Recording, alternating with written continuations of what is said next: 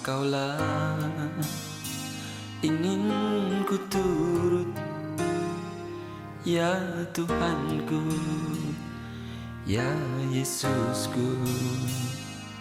Karena semua dosa-dosaku Kau tebus dengan darah-Mu.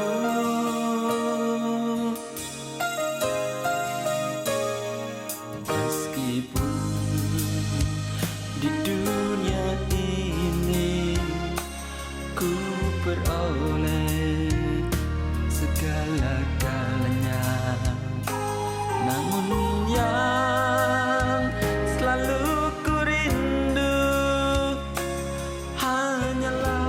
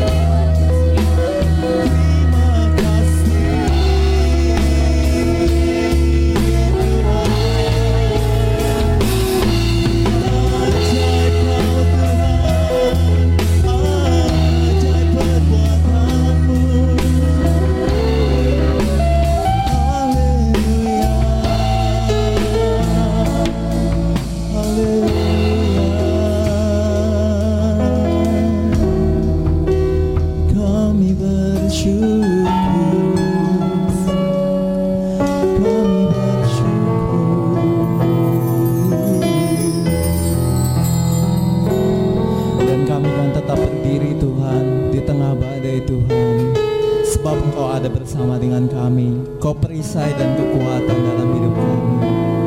Terima kasih Tuhan. Ku kan berdiri di tengah badai dalam kekuatan yang Kau berikan. Sampai kapanpun ku kan bertahan, karena Yesus selalu melakukan berdiri. Ku kan berdiri di tengah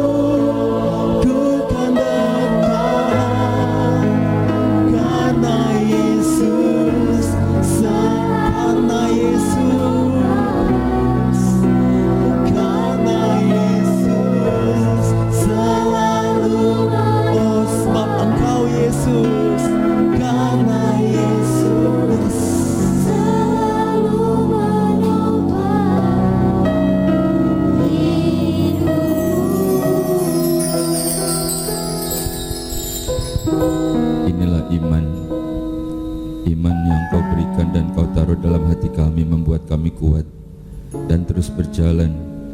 Dan Engkau memberikan tuntunan, Engkau memberikan kekuatan, Engkau memberikan penghiburan, Engkau memberikan jawaban.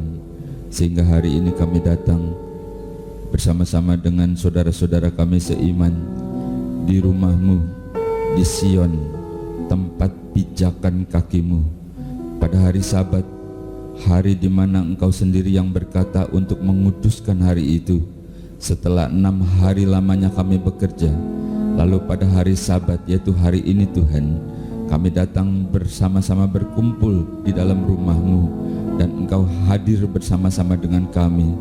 Dan ketika kami datang kepadamu adalah dalam suatu ucapan syukur kalau kami masih ada sampai hari ini. Dengan kekuatan-Mu ada tempat tinggal yang cukup, ada rezeki yang Kau sediakan, ada keluarga yang baik, ada teman-teman saudara yang mengasihi, dan itu semua adalah anugerah yang Kau berikan kepada kami. Dan ketika kami datang kepadamu, kami membawa setiap permasalahan kami, karena memang hidup ini penuh dengan persoalan dan pergumulan.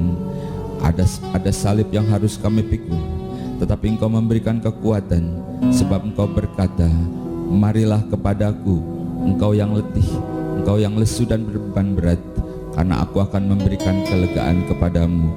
Kami percaya Tuhan, ini adalah alamat yang tepat, dan lebih daripada itu kami juga mengucap syukur dari hari ke hari sampai 1 minggu ini lagi Engkau memelihara hidup kami. Biar kiranya segala puji, sembah dan hormat kami naik ke hadapan hadirat-Mu dan menyenangkan hati-Mu Tuhan. Dan sekarang saatnya kami mau duduk diam, saatnya Engkau yang berbicara bagi kami. Firman-Mu adalah kebenaran, firman yang hidup. Firman itu adalah Engkau sendiri, firman yang mengubahkan hidup kami, firman yang memberkati, firman yang menyembuhkan, firman yang membuka jalan di mana tiada jalan. Bukankah Engkau kenal kami secara pribadi? Kami percaya Tuhan bahwa ini bukan suatu kebetulan, tapi Engkau sendiri yang ingin bertemu dengan kami dan memberkati kami. Berbicaralah Tuhan, dan hamba-Mu ini hanyalah juru bicara-Mu saja. Oleh sebab itu teruslah dalam pengurapan-Mu. Jangan ada kata-kata yang keluar dan yang bukan isi hati-Mu. Kami percaya Tuhan, Engkau akan berbicara pribadi lepas pribadi seperti apa yang kami butuhkan.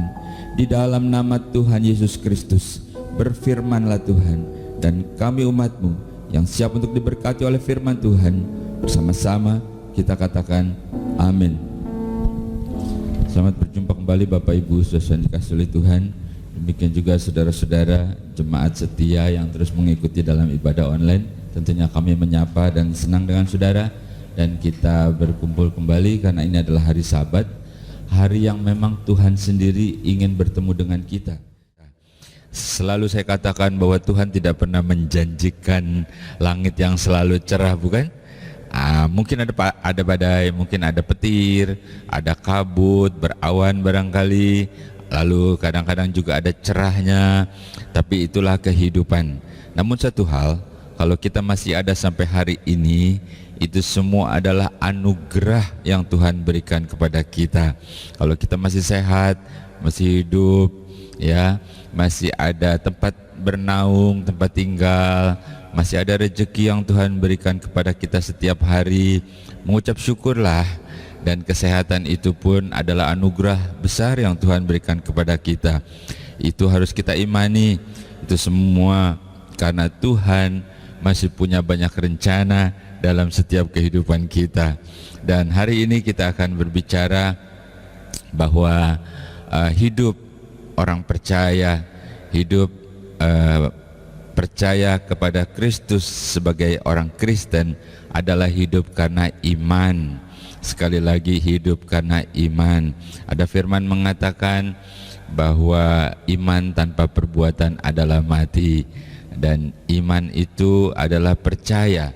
Untuk itu kita baca dulu satu ayat dalam Ibrani, yang ini merupakan ayat yang paling menjadi patokan lah gitu ya, katakan ayat yang menjadi pegangan bahwa iman itu adalah sesuatu.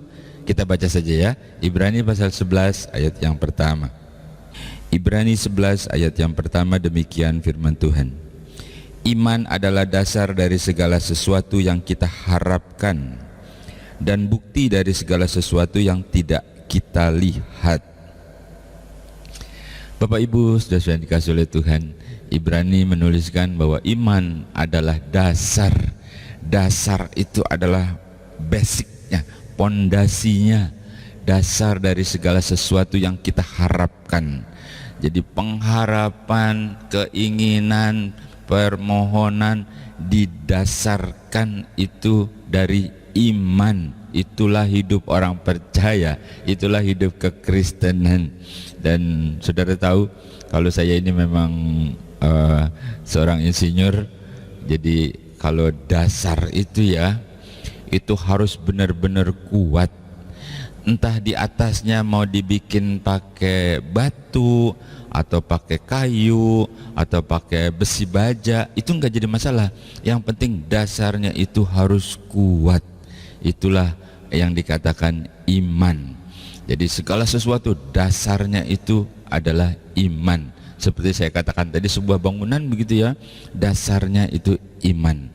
Dan Bapak Ibu tahu, kalau Bapak Ibu melihat bangunan gitu ya, kan yang kelihatan kan yang di atasnya, itu yang di dasarnya itu tidak terlihat loh ya. Kadang-kadang harus digali dulu sampai dalam, baru diletakkan dasar-dasar yang kuat, habis itu ditutup, jadi nggak terlihat ya. Kita cuma melihat atasnya saja, apakah itu gedung bertingkat, apakah sebuah rumah yang nyaman, yang mewah, atau sebuah apartemen, apapun itu, kita hanya lihat atasnya, padahal dasarnya itu yang paling menentukan. Kalau atasnya dibuat indah pun, kalau dasarnya tidak kuat, tidak kokoh, maka gagallah, itu akan terjadi kerusakan yang besar. Jadi mudah ya kita memvisualisasikannya, bahwa dikatakan iman adalah dasar dari segala sesuatu yang kita harapkan dan bukti dari apa tadi yang tidak kita lihat. Jadi memang kita belum melihat gitu ya, tapi kita punya dasar yang kuat, yaitu iman. Iman dalam percaya kepada Yesus Kristus, bahwa Dia adalah Allah yang mengasihi, Allah yang sanggup, Allah yang kenal kita secara pribadi, dan itu adalah iman gitu ya. Oke, kita akan masuk lebih jauh supaya kita semakin kuat dalam kita menghadapi hari-hari kita, semakin yakin, semakin tidak goyah. Jadi apapun yang terjadi, kalau dasarnya, basicnya kuat, jadi seperti bangunan itu toh, ada angin, ada badai, ada topan, ada hujan, apapun, kalau dasarnya, basicnya kuat, maka nggak akan mudah goyah. Apalagi yang namanya roboh, wah sama sekali tidak mungkin. Oke, kita akan lihat, kita baca Daniel pasal yang ketiga. Daniel pasal 3 mulai ayat yang ke-16. Lalu Sadrak, Mesak, dan Abednego menjawab Raja Nebukadnezar, "Tidak ada gunanya kami memberi jawab kepada tuanku dalam hal ini. Jika Allah kami yang kami puja sanggup melepaskan kami, maka Ia akan melepaskan kami dari perapian yang menyala-nyala itu dan dari dalam tanganmu, ya Raja. Tetapi seandainya tidak, hendaklah tuanku mengetahui, ya Raja, bahwa kami tidak akan memuja dewa tuanku dan tidak akan menyembah patung emas yang tuanku dirikan itu." Bapak Ibu, saudara-saudara yang dikasihi oleh Tuhan, kita sudah tahu kisahnya, saya harap ya. Tiga orang pemuda, Sadrak, Mesak, dan Abednego.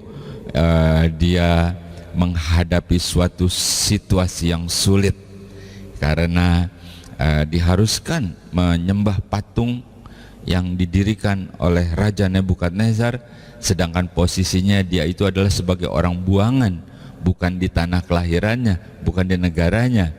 Harus menyembah dewanya juga, kalau tidak maka dia akan diceburin gitu ya, akan dijatuhkan ke api yang bernyala-nyala. Jadi kita lihat apa yang dijawab oleh 3 orang pemuda Ibrani, 3 orang pemuda yang percaya kepada Tuhannya. Jadi dikatakan, harap Tuanku Raja tahu kalau Allah yang kami sembah bisa melepaskan kami, Dia akan lepaskan. Kalaupun Allah kami tidak melepaskan, harap Tuanku Raja tahu bahwa kami tidak akan menyembah patung yang Tuanku dirikan, gitu ya, dan juga dewa yang dewanya Tuanku Raja. Halo, luar biasa ya. Apa yang bisa kita tangkap di sini? Yang pertama, iman itu menuntut resiko. Jadi mudah ya tadi kita, oh harus beriman, harus percaya, belum melihat pun percaya, beriman gitu. Iman tanpa perbuatan adalah mati, begitu kan ya. Itulah iman, iman percaya. Tetapi iman bukan sekedar slogan, iman bukan sekedar kata-kata, tetapi iman itu harus diuji. Dan yang pertama ini kita lihat 3 orang pemuda dengan imannya diuji. Iman itu menuntut resiko. Jadi dia beriman, dia berani apapun resikonya. Bapak Ibu Saudara-saudara, Sadrak, Mesak dan Abednego, kita tahu ceritanya. Andaikan kita yang jadi mereka di sana, kira-kira apa yang akan kau lakukan? Apa kau bilang, ya oke lah, yang penting aku hidup begitu ya. Ya sudahlah, keadaan ya terpaksa, ya yang penting Tuhan tahu hatiku. Apalagi banyak ya. Tetapi Sadrak, Mesak dan Abednego dengan imannya dia berani, taruhannya adalah nyawa. Sadrak, Mesak dan Abednego mempercayai, meyakini bahwa Allahnya yang hidup, Allah yang dia sembah adalah Allah yang berkuasa. Apapun yang akan dia lakukan, apakah dia tolong atau tidak, dia tahu pasti bahwa Allahnya pasti melakukan yang terbaik bagi dia. Itu sebabnya Sadrak, Mesak dan Abednego berani untuk melakukan itu. Bapak Ibu Saudara, sekali lagi memang iman menuntut resiko. Kalau kita percaya, biarlah tetap kita percaya. Jadi suatu iman yang hidup, iman yang betul-betul aktif, iman yang menggerakkan kuasa Allah. Dan kita tahu apa ceritanya selanjutnya, bukan? Tapi nggak usah kita baca ya. Lalu dapur apinya dipanaskan 7 kali lipat, dipanaskan, sehingga dikatakan di sini serdadu yang melemparkannya aja ikut kecebur dan mati, mungkin karena terlalu panas gitu ya. Dan seterusnya dan seterusnya. Lalu Tuhan ada di sana dalam keadaan terjepit, terhimpit, bahkan tidak ada harapan sekalipun. Tuhan ada di sana. Dan apa yang kita lihat, Allah yang dipercayai, Allah yang diimani, lalu Allah juga yang melakukan bagi Sadrak, Mesak dan Abednego. Itulah hidup. Terkadang otak kita, pikiran kita lebih dominan berpikir, padahal Allah di dalam nama Yesus Kristus, Dia ada di dalam hidupmu, di hatimu. Dia juga berbicara. Apakah suara Allah itu kalah dengan suara pikiranmu? Disitulah letaknya. Kalau engkau betul-betul beriman, kalau betul engkau mempercayai, apapun keberadaan kita dalam keseharian kita, mungkin kita mengimani sesuatu yang ringan-ringan saja, atau mungkin kita mengimani sesuatu yang lebih besar gitu kan ya, atau suatu kesehatan kita pohonkan kesembuhan. Waktu kita minum obat kah? Waktu kita berdoakah? Waktu kita melakukannya, kita berdoa dan kita imani, ya Tuhan, Engkau yang memberikan kesembuhan melalui obat ini, lalu kau minumlah, gitu ya. Atau mungkin juga ada yang melakukan tanpa minum pun bisa sembuh. Jangan pikirkan bagaimana caranya Tuhan. Tuhan itu tidak pernah kehabisan cara untuk menolong kita. Yang penting adalah saat Tuhan melakukan bagi kita seperti apa yang kau imani, seperti apa yang kita percayai. Halo? Ya Bapak Ibu Saudara-saudara, jadi hari ini kita lihat iman yang hidup, iman yang positif adalah iman yang memang harus diuji, walaupun iman itu menuntut resiko. Jadilah pemenang, karena Tuhan tidak akan meninggalkan kita. Jalani dengan iman sehari demi sehari, dengan memperkatakan, aku percaya Tuhan, Engkau pasti berbuat yang terbaik buat aku dalam berbagai permasalahanku. Dan seperti Tuhan tolong Sadrak dan Abednego dengan masalah yang begitu besar, bukan? Apalagi dengan kita, Tuhan itu lebih kenal kita. Jadi tetaplah beriman, harus lebih kuat, lebih kuat. Semakin kita mengalami banyak hal, ketika Tuhan memberikan kekuatan, lalu kita semakin dewasa, kita semakin berakar gitu ya, seolah-olah dasarnya semakin teguh, semakin kokoh. Itu sebabnya kenapa Tuhan harus menyembuhkan engkau. Itu sebabnya kenapa Tuhan harus buka jalan. Itu sebabnya mengapa Dia harus melakukan mujizat, supaya engkau sendiri semakin kuat. Engkau mengalaminya sendiri, bukan cuma dengar apa kata orang. Dan setelah itu engkau bisa bersaksi, engkau bisa berkata, iya, kami mengalami. Mungkin kalau satu kali itu kita katakan, teman-temanmu mengatakan, itu kebetulan. Kalau dua kali kebetulan. Kalau berkali-kali, itu bukan kebetulan, tetapi ada kuasa yang menjagai kita, ada kuasa yang selalu menolong kita. Oke, kita lanjutkan ya. Apa itu iman? Kita baca di dalam Ibrani pasal yang ke-11 ayat yang ke-24. Ibrani 11 ayat yang ke-24. Karena iman maka Musa setelah dewasa menolak disebut anak putri Firaun. Bapak Ibu saudara-saudara dikasih oleh Tuhan, kita tahu Musa itu anak dari keluarga Ibrani, keluarga yang percaya. Lalu karena diperintahkan bayi berumur 3 tahun ke bawah harus dibunuh, dan Musa ini diselamatkan ya melalui saudaranya, kakaknya si Miriam, lalu dilepas di Sungai Nil pada saat putri-putri sedang mandi, dan dilihat, ada bayi cakep, putih, mancung gitu ya. Wah, matanya juga belok, aku suka, udah angkat. Lalu Musa jadi anak angkatnya putri Firaun. Tentunya hidupnya enak, pendidikannya bagus, tinggalnya juga di istana. Dan juga diceritakan Musa pun seorang pahlawan untuk bangsa Mesir saat itu. Jadi Musa pun seorang yang terpandang, seorang yang pandai berperang begitu ya. Dan ibarat kita berkata tuh nggak bakalan kekurangan apa-apa gitu ya si Musa itu. Tetapi dikatakan Musa menolak untuk dikatakan keturunan putri Firaun. Dia lebih ingin bersama-sama dengan bangsanya yang saat itu sedang tertindas.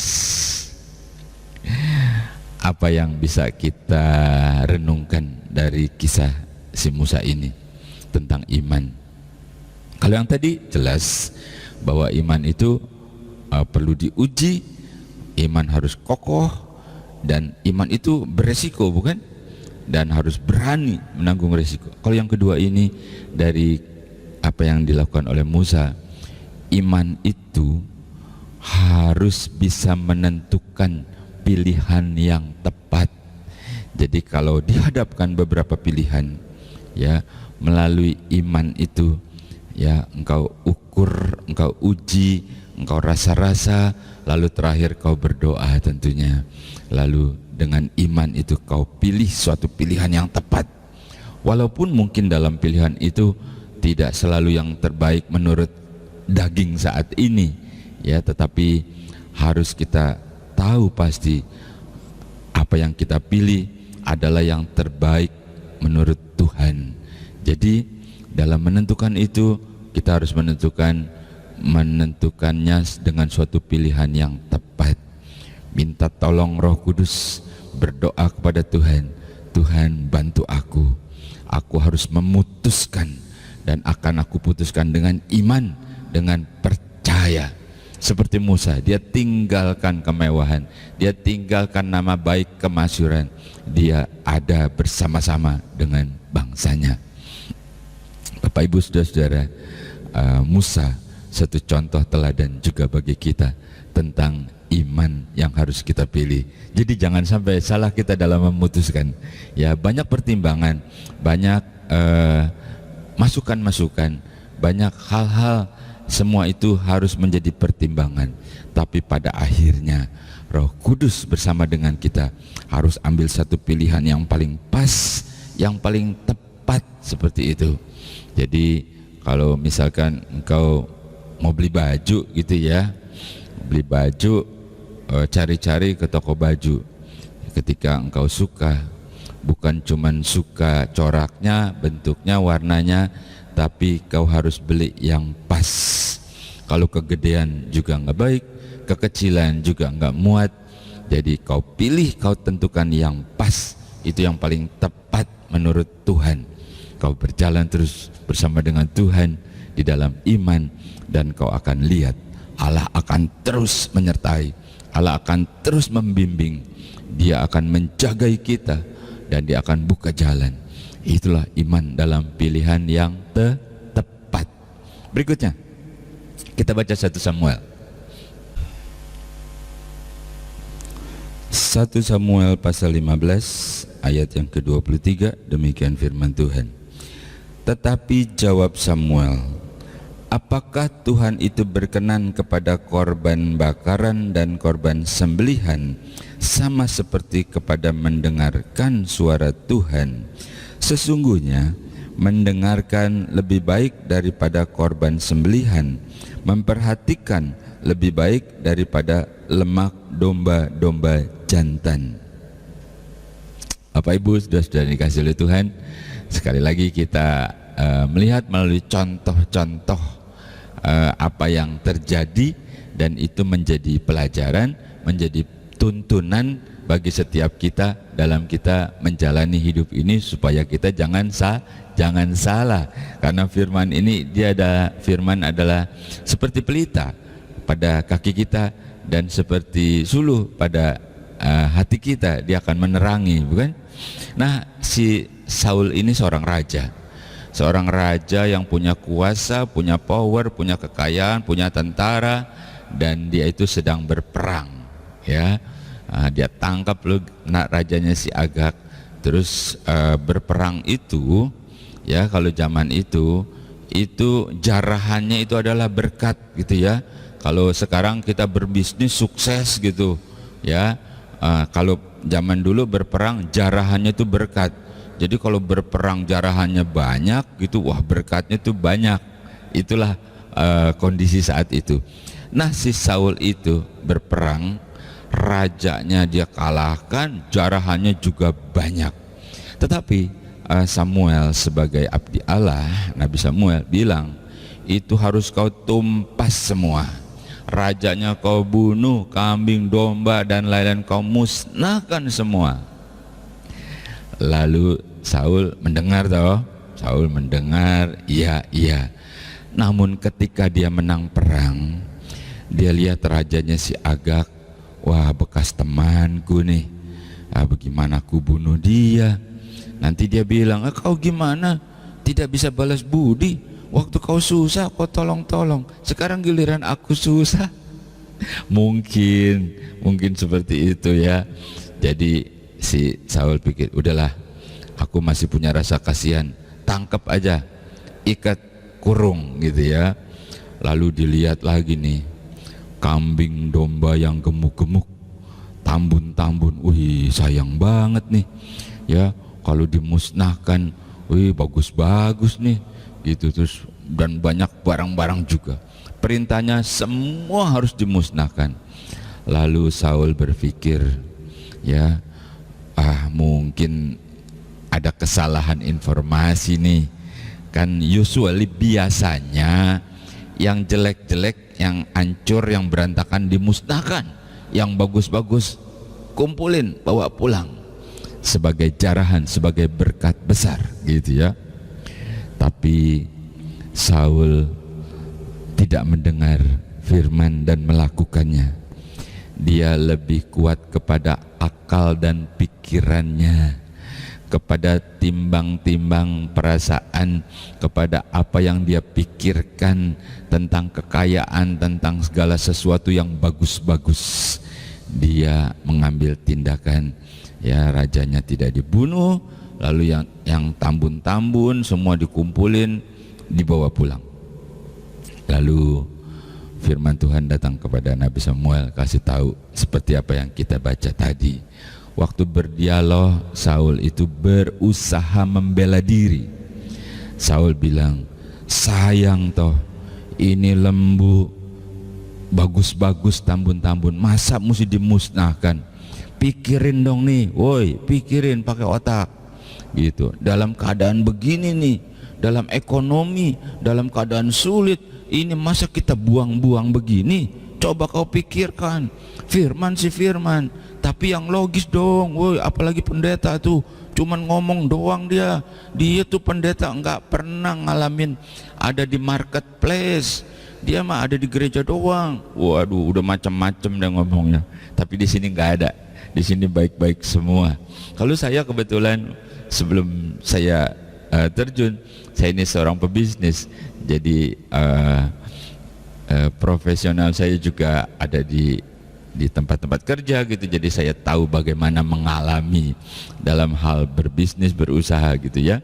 Nah si Saul itu mungkin begitu dia jawab, ini barang-barang bagus, ini barang tambun, jadi aku simpan. Tetap saja firman adalah firman yang harus kau dengar dan juga harus kau taati.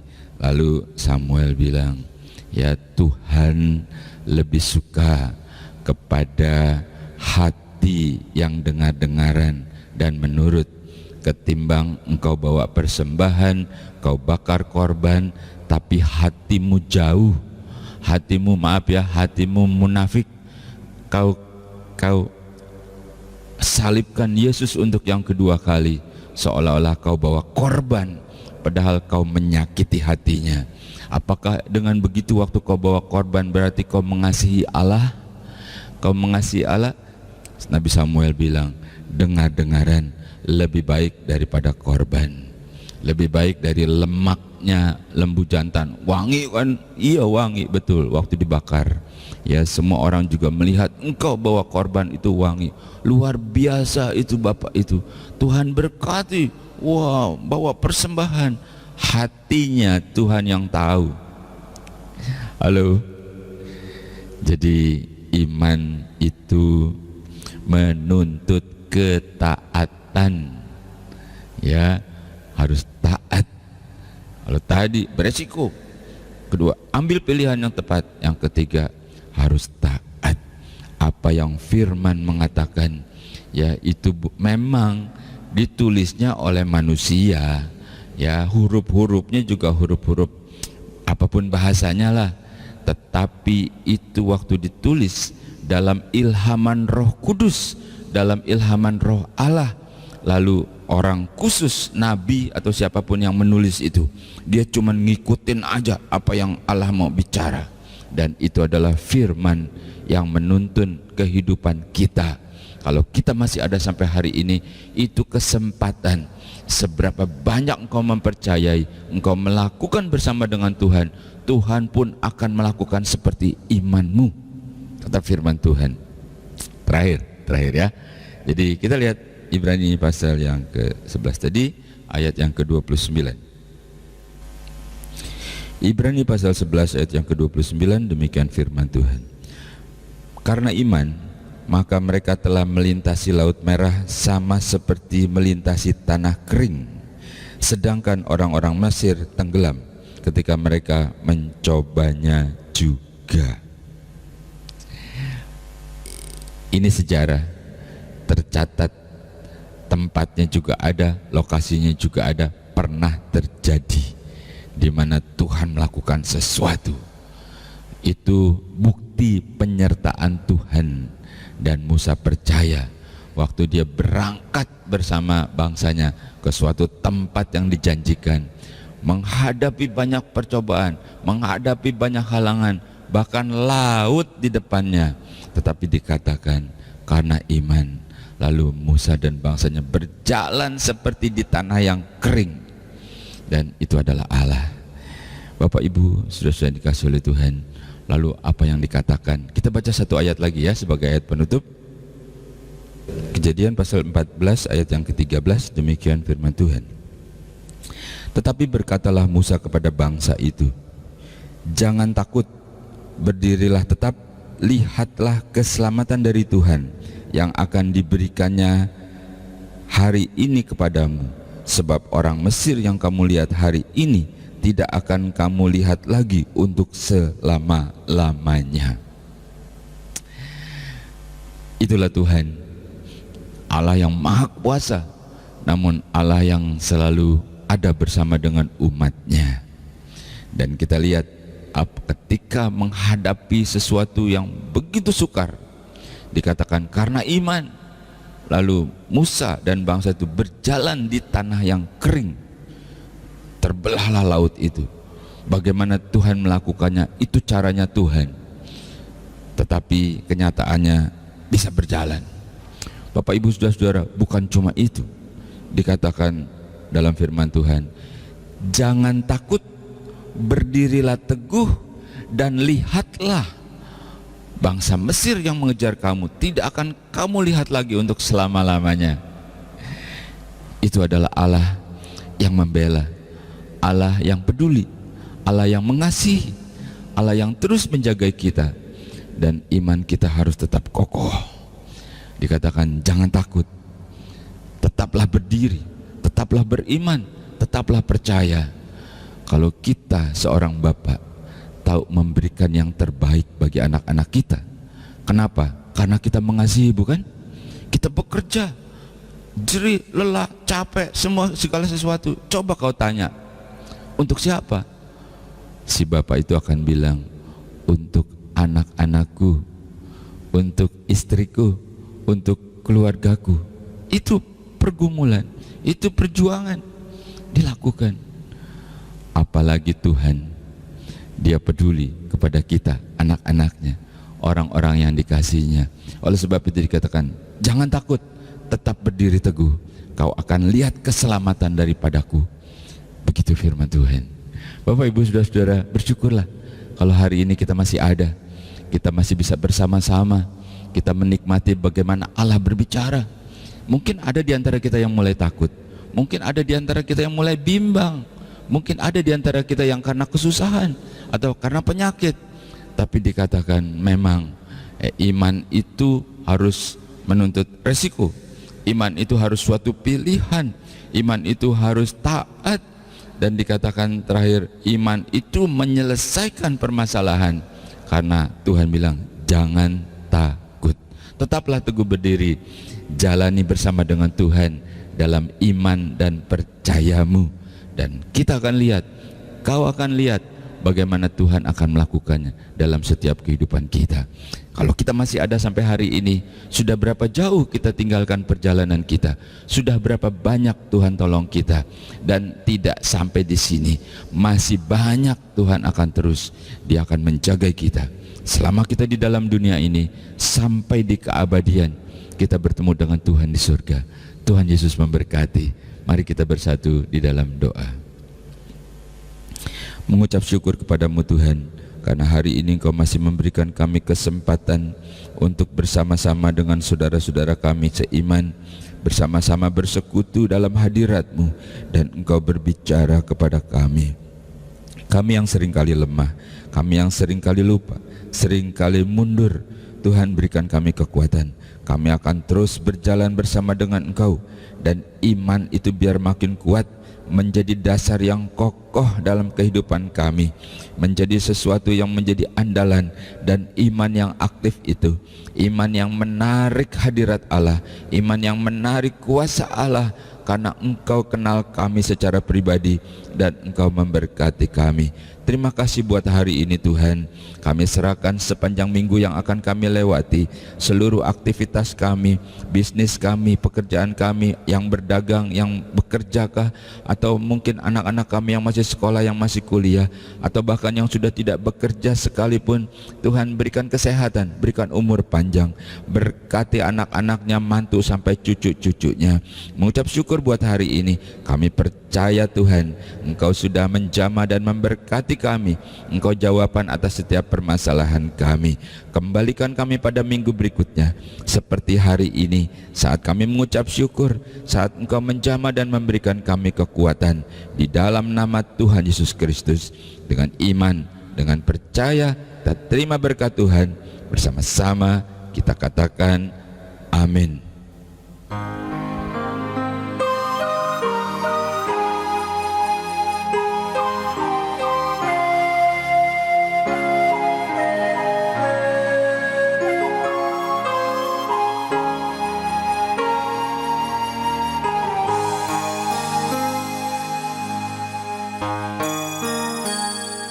Engkaulah ingin ku turut, ya Tuhanku, ya Yesusku. Karena semua dosa-dosaku Kau tebus dengan darah-Mu.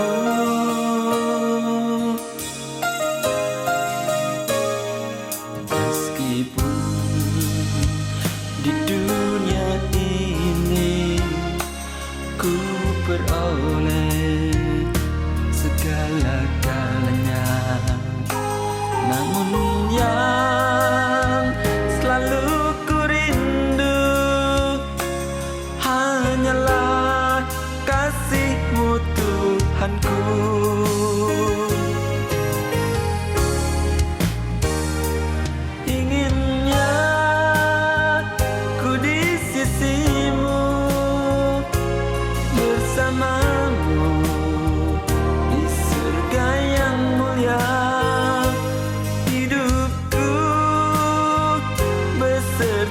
Jiwaku damailah dalam genggaman-Mu.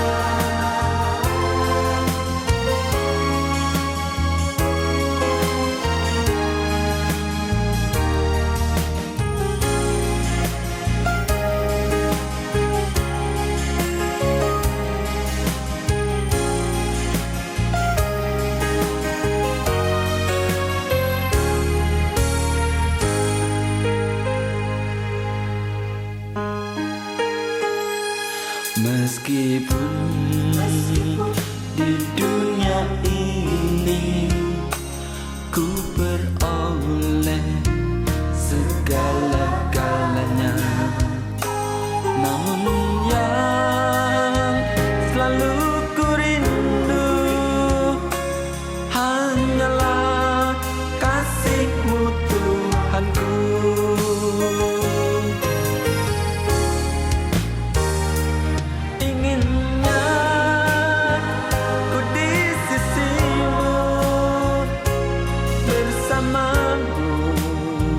Di surga yang mulia, hidup